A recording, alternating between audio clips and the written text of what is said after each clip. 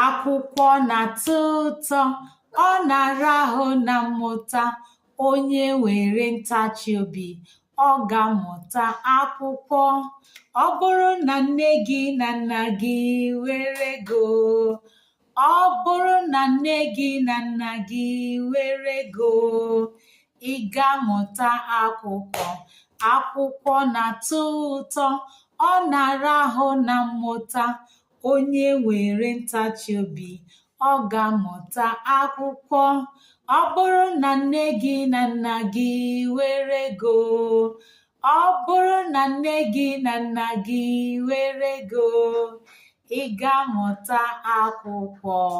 Now the song means education is sweet, but it's not easy to achieve.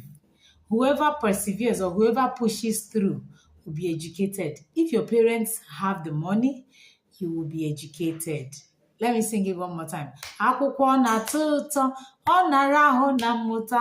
Onye were ntachi obi, ọ ga-amụta akwụkwọ.